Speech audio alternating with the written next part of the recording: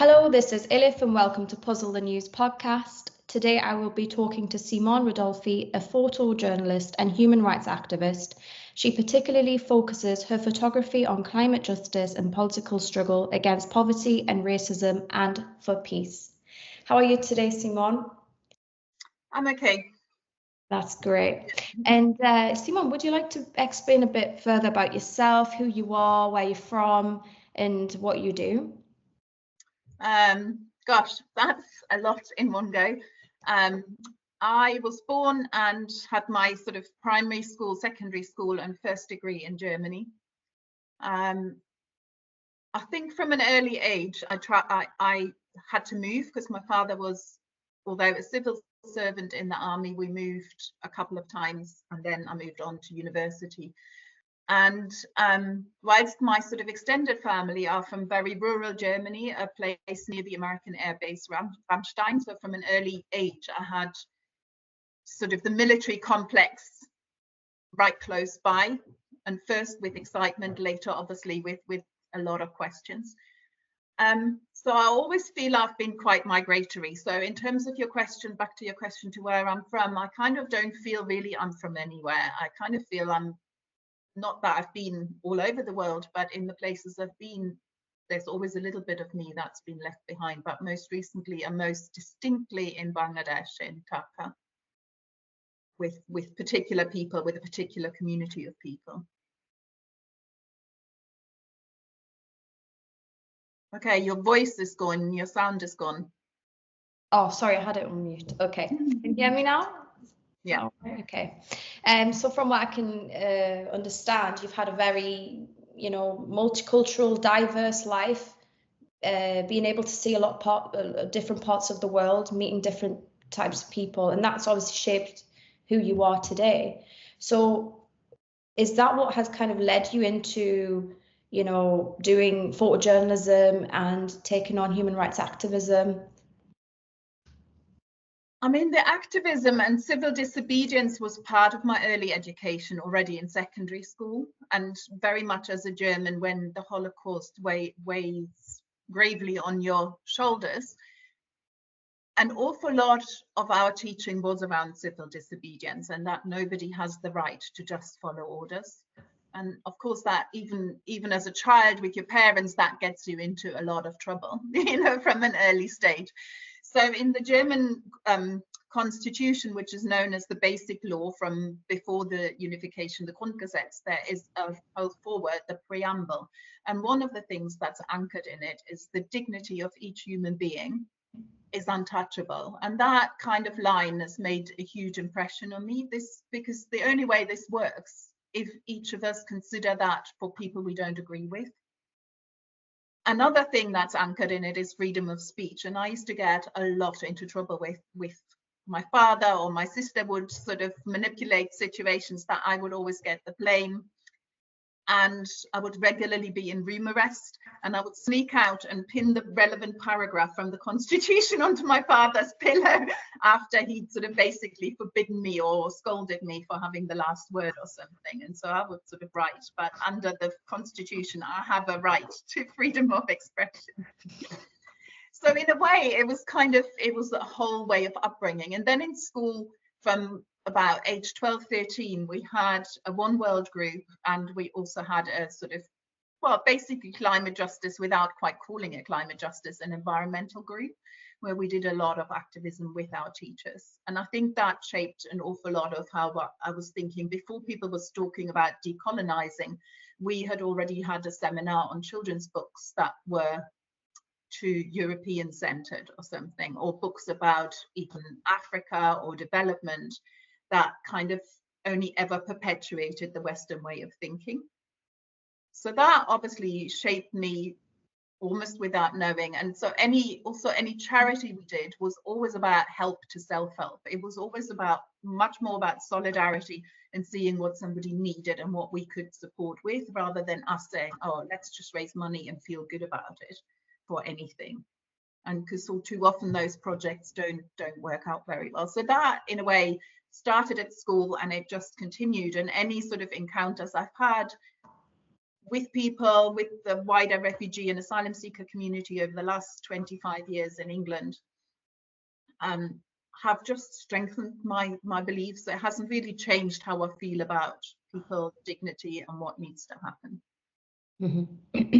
So, from what I understand, you were born and raised in Germany for the short time of your childhood, and then you moved to different parts of the world, right? Not well. While I was in Germany, I had a school exchange. I spent 3 months living in Canada. That was sort of my only real sort of big experience in the bigger, wider world. Other than that, obviously holidays in Spain or France or school exchanges with people. The kind of really seeing a broader world firsthand came much later, when I went to Lebanon first, then Syria, and read a lot more of the literature from those countries. And then in the last 2 years, my connection with Bangladesh. Okay. So as someone originally, like, let's just say from Germany, how, because you've seen the educational system there, you were talking about the books there and how it's very Eurocentric. How has that influenced your perspective on the on-rising issues in Palestine and Israel? I think there was a big awareness, certainly in the 80s and when I was at university, about Palestine. I mean, a lot of us were wearing keffiyehs back then and supporting Palestine, the Palestinian struggle. Because in a way, when you see, or when you've learned as much as I have about the Holocaust and taken the weight of that sort of human rights and justice onto your shoulders, and that simple phrase of niemals wieder, never again, it is kind of a no-brainer that you're kind of right now for Palestinian liberation, and that you are actually seeing a genocide is going on. Ethnic cleansing is going on.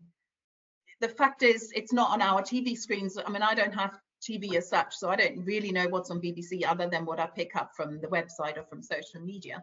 But I can see that they're not reporting in an unbiased way about the Palestinians. That is from the headlines. And I mean, you and I both spoke about this not so long at the local BBC, but the headlines in a way never name the perpetrator when it's Israel, but are quite all the victims as Palestinians, as mothers and children. And you can see that is so different on Al Jazeera. Then this week, yesterday or the day before, when Russia targeted a children's hospital, the whole of the media blew up again. Yet there isn't a single hospital in Gaza standing. And when people are talking about hospitals still sort of barely functioning, that is rudimentary. They still name Al-Shifa or Al-Nasser or all these hospitals, but there's like a rudimentary framework of people that can still call it a medical facility. It's just by virtue of it have always been known that people still talk about Al-Shifa Hospital, but it's not really functioning. So yeah, you're as a journalist, there is a very visible double standard, in the way they title certain things, the way they write articles, the way they speak on TV. Would you like to explain a bit more of what you have observed, over the months, especially since the what's been happening in Gaza? What has really stood out to you, and how, as someone who speaks up for human rights, how does this make you feel? I mean, I haven't got all the details in my head now from sort of my research, unfortunately, because I wasn't quite sure also what we were going to talk about. But I think every time you read a headline, it's very soul destroying, because every time people are being othered, every time you realize that there is a group of people in our world who hold these positions, who are gatekeepers for what gets published, who make those decisions, and who make people in the majority world, which is a term coined by my friend Shahid Al-Alam 30 years ago, in terms of referencing, because nobody wants to be, I'm living in the third world. Who wants to say that? We are one world, we are one planet. So he coined this term. And so it is soul destroying to see this, and to see firsthand from friends, from acquaintances, how it impacts on them. This idea that actually they're not seen as full human beings by this world that has taken on this global leadership through G7 or G20 or something. And to me, that's really soul destroying, because when you've come from always seeing people just as people, of course I had to unlearn also a lot and seeing my privilege, but at the same time I've always just seen people as people. Like you know, you're a human being. And so for me, it is actually really soul destroying. And I also take on that guilt, and I find it sometimes quite difficult to know how to navigate that space of being an ally or being a friend, but at the same time always having this responsibility to process how the Western world talks about my friends. And it's quite hard, and it's also quite humbling when people embrace you nevertheless as a friend, as an equal, or are prepared to be your mentors or something like that. You know, I find that just quite incredible. And especially when you hear some of the racist talk from people who say, well, you want to go to a Muslim country, or you want to go and do that. You know, people who've never experienced it, who don't even really know what's in the Quran. I think this morning I came across a snippet where somebody showed something on Facebook and had this little passage about Mary, the mother of Jesus, and passed it to a person and said, oh yeah, that's a great passage from the gospel. Turns out it was a passage from the Quran. And you know, it's that sort of level of ignorance amongst people on which they base stereotypes, the cliches, the othering, and just making it actually much harder for all of us to live in a better world. Yes, yeah. It's a very interesting way of, like, you know, analyzing like how you see just the way the West in general portray, you know, the East, we should say. It kind of reminded me of that really well-known man, Edward Said, when he talks about Orientalism and how the West see the East, and how you can see this in films, not in movies, American Hollywood movies, and the way they portray like Muslims, for instance, or anyone who's just a person of color. So it's a very interesting topic of area to actually look into. But bringing back to yourself, would you like to explain a bit about your work that you did in Bangladesh? Because that's something quite current and recent that you've been doing. And how has that also helped you, you know, see of the world, and if you can link it to kind of like Palestine as well, because you are very, very passionate about Palestine, speaking up for their rights, and I know at the same time you are for the people in Bangladesh. So if you'd like to kind of explain further in that. I mean, in some ways, I think it's such a big topic, and it's also quite tricky for me to talk about that because technically I was a tourist. So even those inequalities and issues of oppression that affect all of us, I mean, most Westerners don't realize that they too are oppressed. You know, they kind of in this bubble of leisure world of, I don't know, Big Brother TV, I'm a celebrity, get me out of here, going to this party, that theatre, drinking, you know, wine o'clock and all that. And I think that oppression affects all of us in different measures. Of course, we're safe and comfortable. I'm safe and comfortable, but that doesn't mean I'm truly free, because every time you see other people not being free, you also, in a way, have a duty and a responsibility. And I think in Bangladesh, learning from great scholars, activists like Rainuma Ahmed, who's an anthropologist and writer, Shahid Al-Alam, and all the sort of various colleagues and community there, they draw on a very young country. They draw on a freedom fight that linked closely South Africa, Palestine. And so the passion there is also very inspiring to me, not to give up, even on the days when you feel quite hopeless, when you think, actually, what does it really achieve going out, documenting the student camp or doing this or doing that? It is just seeing their courage firsthand, their strengths, their resilience, and their sort of just sheer, fierceness and fieriness in the face of all these injustices. And I think being allowed to go and being there and being cared for within the community as a friend you know, you can never undo that. You always have to sort of carry this on into this world, no matter what. Most recently, the way it kind of showed is that I was much more outspoken on the EU Remainer groups about the need for an end to passport inequality and visa apartheid, because at the root of so much, and people having to come in boats, is that really, when people talk about legal routes, well, we have legal routes, except they're not accessible to everybody. You know, if you're a young Bangladeshi who wants to come here and study, it's very hard to get a visa. Or if any of my friends wanted to just come and visit me, it's very difficult to get a visa. And you never, it's also, there's not a clear rationale whether somebody gets their visa approved or not. So that is inevitably really difficult, you know. I'm not saying that any of those would suddenly come in a boat, because they wouldn't, because who gives up their home to do that, you know, for some sort of promised land that they intellectually have already understood is definitely not the promised land. But that makes you think more. If your life is in danger, then that is the only route you have. Whereas if you're already a very wealthy, possibly corrupt businessman, you can always get a visa. And nobody worries whether you're a criminal or not, who is only up to no good or undermines our systems. So to me, like, an end to passport inequality and visa apartheid is the first step to legal routes, to making the asylum system fairer, and to potentially also having less people who actually need asylum under the Geneva Convention, rather than need to flee for other reasons, or that's interesting. classed as economic migrants, you know. Yeah.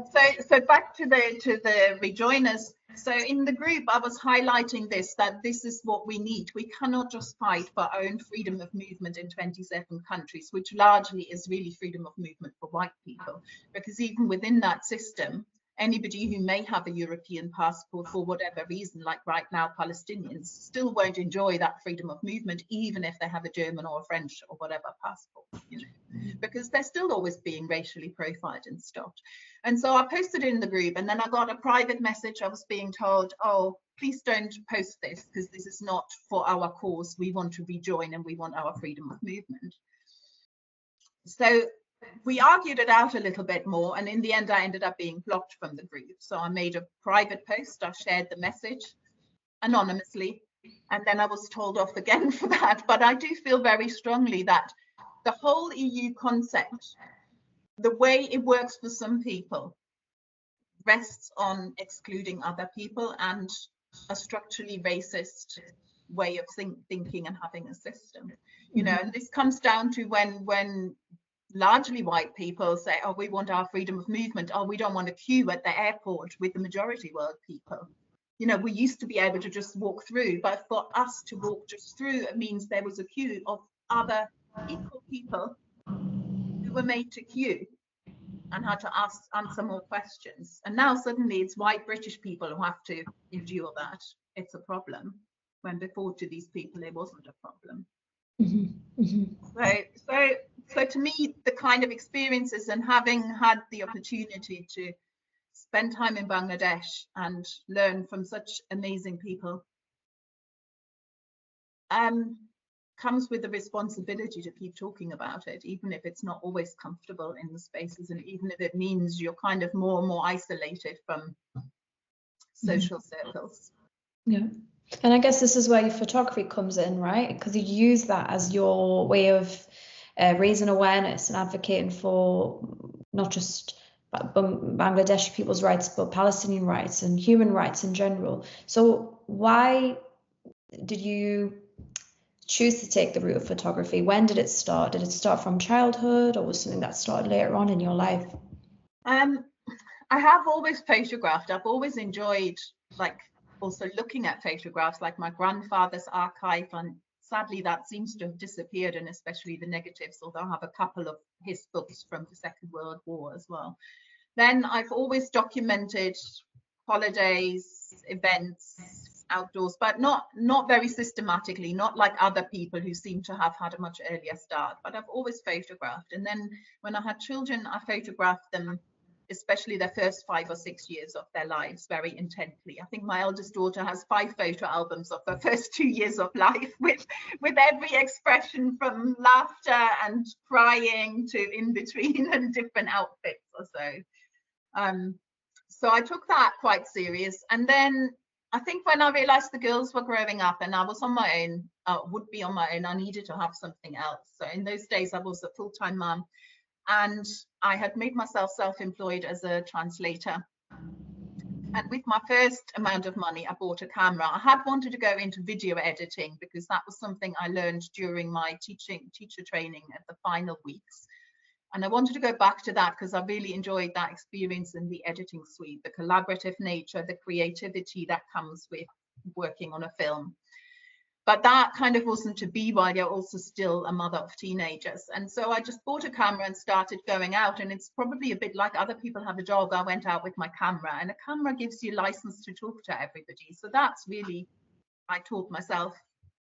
And it sort of started from that. And then in 2014, I think that was 2013, the bedroom tax protest in Durham was the first protest I documented more consciously.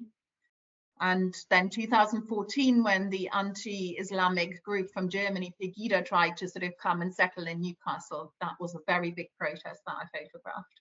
And then it sort of just took off from there with a large role at the Tyneside Irish Centre, photographing music events, learning to photograph in virtual dark. And then somebody suggested I should do an MA, and I had never done an MA before because I couldn't afford the fees. But in 2016, the government turned a student loan for doing master's degrees into another financial project to access. And I thought, well, okay, I'll go for it. And I studied at Sunderland, which was a great experience because the staff there were exceptionally great. In terms of, in terms of my photography and really speaking out, I don't think it does enough, partly because when you come to it this late, you don't really have an outlet for it. I mean, what it does do is the encounters in the community, and it's meeting people like you. It's meeting people like when I met Shahidul through doing the degree, and he came to speak to our MA cohort, and I was so sort of interested in the way he does it. And later then asking if I could come for an internship. So it is about the encounters and how we learn from each other and being curious, much more than the photographs in themselves. But as a photographer and the need to earn money, it would be good if I could kind of find a better way of monetizing that skill, or in the very least have some exhibitions to talk more about the work, or share even like the camp. Because it'd be quite interesting for people to sort of hear more stories about the camp by looking at the photos and not having to confront it like right now with graduations in real life. Because people are just either they're kind of for it, or they're very hesitant and they don't even want to ask questions or have stereotypes in their head. And it's always interesting when somebody's brave enough to come and talk. And I just think sometimes in a gallery space, you could allow people a different way of accessing what commonly is called the mob, the Gaza mob, but really it's an anti-war camp, That's going back to the media. The media call these students the Gaza mob or Gaza protesters. But what is that even? None of us are Gaza protesters. We're anti-war. We're anti-genocide. And that is really what needs highlighting more. And people need to also see the potential and the beauty of these camps for doing things differently and learning to create different ways of being society and being social together in these non-competitive ways. Yeah. Would you like to share with me, because I remember seeing you quite a lot on the camps and then outside the Raphael factory, in Monument. Would you like to share some experience and challenges that you've faced over the months with maybe the police, or people who are anti-Palestinian supporters? Like, have you had anything happen to you personally while taking photos? Because we have seen like a lot of violence, especially on the campus recently, about a month ago or so now. Yeah, the 29th of May. I mean, I ended up documenting inside the reclaimed Al-Shifa Hall, formerly the King's Hall, which is the graduation hall. And the students made a conscious decision to name the building Al-Shifa because Newcastle University was set up as a medical school to begin with. So it seems completely inappropriate to have a building after an arms manufacturer, named after an arms manufacturer, and selling that. So I was on the inside, so I personally didn't really experience any violence other than watching the police drawing batons against peaceful students asking for murdering to stop, and the police were out there with the batons drawn. That was pretty shocking, and I could see that because we were standing, there was an organ in the building, and we could look out of the window and see some of the goings on. I saw a friend of mine, I saw Mick Bowman being dragged down to the ground. I mean, he's one of the most peaceful people. He walked to Palestine. There he stood, just with the students, with the community, in support of the students, asking the university to disclose and divest. And he was dragged down by the police. He ended up with a bloody head. He didn't have access to the first aider, or the first aider wasn't allowed access to him. And he has no idea why he was arrested on that day. And that is pretty shocking. I personally don't get too much hassle from the police, but every so often they try and just sort of create a situation of highlighting the power imbalance. You know, they come and say, if you carry on standing there, we'll arrest you, or for your own health and safety. And that is just so ludicrous. You know, I know how to behave. I have my insurance. I go to where I need to take the pictures from. That happened outside the Rafael weapons factory, the Israeli weapons factory. And it's very interesting how they quote health and safety at you. You know, I'm an adult. I can look after myself.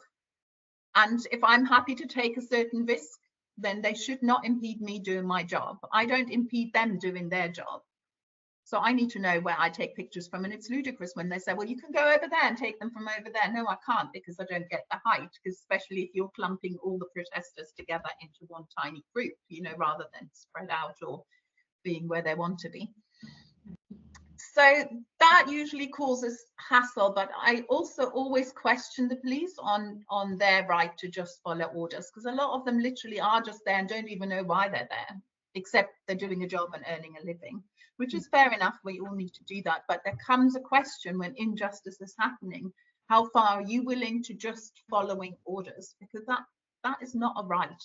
And we've seen that in Germany when people, especially the lower ranking ones, were all tried at Nuremberg, or when people ended being sent to prison and being vilified, while high ranking decision makers were even supported by the Americans to flee to the Americas. You know, and I kind of try and have those conversations with police when they're even patrolling campus or so. The same when I have had a chance to speak on campus is to say to people, at what point will you not just follow orders to beat up peaceful students and draw your baton because somebody tells you to? Because you're in a formation, that's what happens. Nobody's really, the officers aren't under threat. So that is really what's most shocking. I mean, personally, I have had people trying, you know, at the demos with far right, when people try and bash your camera or so, but that doesn't happen too often. And on campus, we've had some Zionists come. Yesterday, there was a young lad graduating, I think, and he started spitting on flags, and his father was very supportive of him. And he was standing around smugly. But I think it's really important in those situations, especially here, when you're not fighting for your life, like in Palestine itself, that we keep our cool and calm and don't start being aggressive back, because we need to maintain the high ground there in those moments. Now, I'm not saying, I think I'm with Nelson Mandela when I would now say, and this is where I've changed, that non-violence is not always the best option, especially if you are oppressed. But for us here in the West and standing on campus in England, it just would not be good to let go of our anger against that one young Zionist who turns up at camp being facetious, being racist. Yeah. And trying to provoke trouble, because in that moment we're giving also the media, the executive board of the university, reasons to carry on misinforming, slandering and stereotyping. And so we do have to be stronger in those situations. And just to wrap things up, I just wanted to talk about social media, because if it wasn't for social media, we wouldn't know people like Mortaza Aziza, you know, who are very well-known photojournalist, who took pictures, filmed, you know, the what's happening in Gaza. How do you use social media? How has it helped you as a photojournalist? Do you use it actively to show your pictures, or do you use it more for sharing posts and you know, spreading the word, spreading awareness of what's happening there? I mean, in the last few months, I've mainly used it for spreading the word about Palestine, liberating Palestine, sharing news and highlighting the media hypocrisy, I would say. I do sometimes use my photos. I have used my photos, for example, a little bit and tagged Newcastle University just to keep putting another slant in and for more people to see it. But I think it's so noisy on social media. It would be foolish to think that like any one of my photos would make a difference. But I mean, it's a way of occasionally sharing a link if people are interested, or if you meet somebody on the street and they want to see. So then it's still good to occasionally have some of my stuff on my Instagram or Facebook or so. I stopped using Twitter when it became X because it just became too much, I think. And also when you're not a paid subscriber, which I didn't want to be, then you didn't really have any engagements whatsoever, or your posts wouldn't be seen. Even if you have followers, somehow it would be ignored. So I don't know, I find social media, yeah, a necessary kind of thing to still engage with a little bit, but I just think there's so much and everybody competes for everybody. So sometimes I just amplify other people's posts or so, and share them to my crowd. Yeah. And just to end things, do you have anything else to add, or would you like to say anything, you know, as you stand in solidarity with the people in Palestine, would you like to add anything for the people in Palestine? Well, I don't know, what can I say, except I'll be standing shoulder to shoulder from here, and I am also still thinking of the potential of going to the West Bank.